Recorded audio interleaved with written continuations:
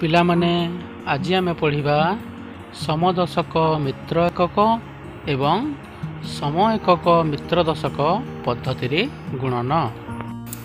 ସମଦଶକ ମିତ୍ର ଏକକର ଅର୍ଥ ହେଉଛି ଦୁଇଟି ଦୁଇ ଅଙ୍କ ବିଶିଷ୍ଟ ସଂଖ୍ୟାର ଦଶକ ଅଙ୍କ ସମାନ ଥାଇ ଏକକ ଅଙ୍କ ଦ୍ୱୟର ଯୋଗଫଳ 10 ହେଉଥିଲେ ଉଭୟକୁ ସମଦଶକ ମିତ୍ର ଏକକ କୁହାଯାଏ। ଏବଂ ସମ ଏକକ ମିତ୍ର ଦଶକର ଅର୍ଥ ହେଉଛି ଦୁଇଟି ଦୁଇ ଅଙ୍କ ବିଶିଷ୍ଟ ସଂଖ୍ୟାର ଏକକ ଅଙ୍କ ସମାନ ଥାଇ ଦଶକ ଅଙ୍କ ଦ୍ୱୟର ଯୋଗଫଳ 10 ହେଉଥିଲେ ଉଭୟକୁ ସମ ଏକକ ମିତ୍ର ଦଶକ କୁହାଯାଏ। ପ୍ରଥମେ ପଢ଼ିବା ଆମେ ସମଦଶକ ମିତ୍ର ଏକକ ପଦ୍ଧତିରେ ଗୁଣନ। ପିଲାମାନେ ପ୍ରଥମେ ଏହାର ସୂତ୍ରଟି ଦେଖିନେବା। ଏହାର ସୂତ୍ରଟି ହେଉଛି ଡାହାଣ ପାର୍ଶ୍ୱରେ ଆମେ ଏକକ ଅଙ୍କ ଦ୍ୱୟର ଗୁଣଫଳ କରିବା ଏବଂ ବାମ ପାର୍ଶ୍ୱରେ ଦଶକ ଅଙ୍କ ଗୁଣନ ପରବର୍ତ୍ତୀ ଅଙ୍କ କରିବା। ଆସ ବର୍ତ୍ତମାନ ଆମେ କେତୋଟି ଉଦାହରଣ ମାଧ୍ୟମରେ ଏହାର ସମାଧାନଟି ଦେଖିନେବା। ଉଦାହରଣ 1 ସମଦଶକ ମିତ୍ର ଏକକ ପଦ୍ଧତିରେ ଆମେ 47 ଗୁଣନ 43 କରିବା। ପିଲାମାନେ ଏହି ଗୁଣନ କ୍ରିୟାର ଏହି ପାର୍ଶ୍ୱଟି ହେଲା ବାମ ପାର୍ଶ୍ୱ ଏବଂ ଏହି ପାର୍ଶ୍ୱଟି ହେଲା ଡାହାଣ ପାର୍ଶ୍ୱ। ପ୍ରଥମେ ଆମେ କ'ଣ କରିବା, ଏମିତି ଗୋଟିଏ ଗାର ଦେଇଦେବା। ଏହି ଗାରର ଏହି ପଟଟି ହେଲା ବାମ ପାର୍ଶ୍ୱ ଏବଂ ଏହି ପଟଟି ହେଲା ଡାହାଣ ପାର୍ଶ୍ୱ। ଆମେ ଡାହାଣ ପାର୍ଶ୍ୱରେ କ'ଣ କରିବା, ଏକକ ଅଙ୍କମାନଙ୍କର ଗୁଣଫଳ କରିବା। ଏକକ ଅଙ୍କ କ'ଣ ଅଛି, 7 ଏବଂ 3 ଅଛି। ଏବଂ ବାମ ପାର୍ଶ୍ୱରେ ଆମେ କ'ଣ କରିବା, ଦଶକ ଅଙ୍କ ଗୁଣନ ପରବର୍ତ୍ତୀ ଅଙ୍କ କରିବା। ପିଲାମାନେ ଦେଖ, ଏହି ଦୁଇଟି ସଂଖ୍ୟାର ଉଭୟ ଦଶକ ଅଙ୍କ ସମାନ ଅଛି, ମାନେ ସମଦଶକ, ଏବଂ ଏକକ ଅଙ୍କ ଦ୍ୱୟର ଯୋଗଫଳ 7 ଓ 3ର ଯୋଗଫଳ 10 ବା ମିତ୍ର ଏକକ। ଆସ ଏବେ ଆମେ ଗୁଣନ କରିବା। ପ୍ରଥମେ କ'ଣ କରିବା, ଡାହାଣ ପାର୍ଶ୍ୱରେ ଏକକ ଅଙ୍କର ଗୁଣଫଳ କରିବା, 7 ଗୁଣନ 3 କରିବା। ଏବଂ ବାମ ପାର୍ଶ୍ୱରେ କ'ଣ କରିବା, ଦଶକ ଅଙ୍କ କେତେ ଅଛି, 4 ଅଛି। ଦଶକ ଅଙ୍କ ଗୁଣନ ପରବର୍ତ୍ତୀ ଅଙ୍କ କେତେ, 4ର ପରବର୍ତ୍ତୀ ହେଉଛି 5। ଏପରି କରିବା। ବର୍ତ୍ତମାନ ପିଲାମାନେ ଦେଖ, ଏଠି 7 ଗୁଣ 3 କେତେ ହେବ, 7 ଗୁଣ 3 ସମାନ 7 3 21। ଏବଂ এই ପଟରେ କେତେ ହେବ, 4 ଗୁଣ 5 ସମାନ 4 5 20। ବର୍ତ୍ତମାନ ଆମେ ଗୁଣଫଳଟି ପାଇଯାଇଛୁ। ଆମର ଗୁଣଫଳ କେତେ ହେଲା, 2021। ଉଦାହରଣ 2 ଆମେ ସମଦଶକ ଓ ମିତ୍ର ଏକକ ପଦ୍ଧତିରେ 76 ଗୁଣନ 74 କରିବା। ପିଲାମାନେ ଏହି ସଂଖ୍ୟା ଦୁଇଟିକୁ ଲକ୍ଷ୍ୟ କର। ଏହାର ଉଭୟ ଦଶକ ଅଙ୍କ ସମାନ ଅଛି ଏବଂ ଏହାର ଏକକ ଦ୍ୱୟ ଅଙ୍କର ସମଷ୍ଟି 10 ହେଉଛି। ଦଶକ ଅଙ୍କ ସମାନ ଅଛି ମାନେ ଏଇଟା ସମଦଶକ ଏବଂ ଏକକ ଅଙ୍କର ସମଷ୍ଟି 10 ହେଉଛି ମାନେ ମିତ୍ର ଏକକ। ବର୍ତ୍ତମାନ ଆମେ ଗୁଣନ କରିବା। ପିଲାମାନେ ଏହି ଗୁଣନ କ୍ରିୟାର ଏହି ପାର୍ଶ୍ୱଟି ହେଲା ବାମ ପାର୍ଶ୍ୱ ଏବଂ ଏହି ପାର୍ଶ୍ୱଟି ହେଲା ଡାହାଣ ପାର୍ଶ୍ୱ। ବର୍ତ୍ତମାନ ଆମେ କ'ଣ କରିବା, ଏମିତି ଗୋଟିଏ ଗାର ଦେଇଦେବା। এই ଗାରରେ ଏ ପଟଟି ବାମ, ଏ ପଟଟି ଡାହାଣ।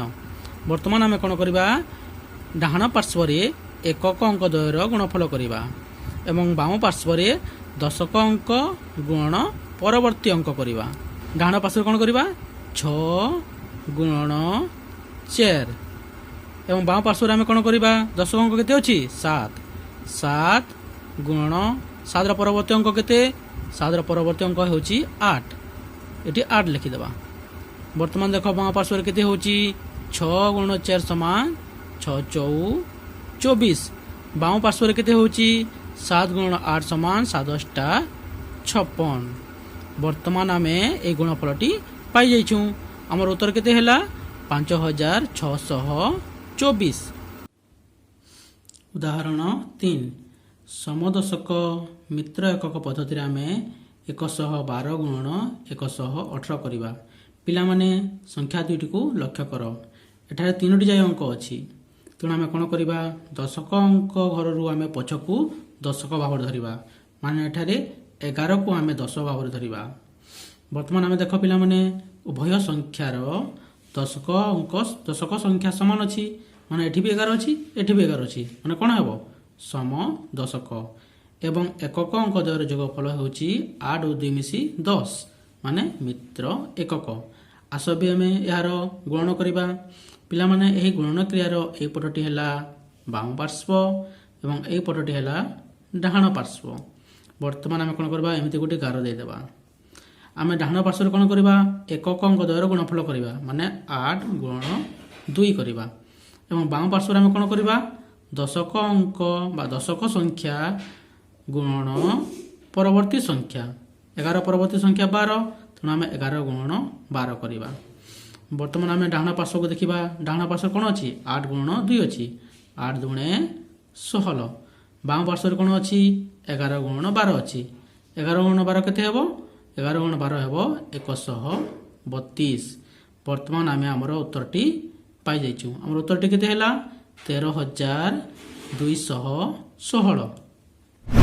ବର୍ତ୍ତମାନ ପଢ଼ିବା ଆମେ ସମ ଏକକ ମିତ୍ର ଦଶକ ପଦ୍ଧତିରେ ଗୁଣନ। ପ୍ରଥମେ ଏହାର ସୂତ୍ରଟି ଆମେ ଦେଖିନେବା।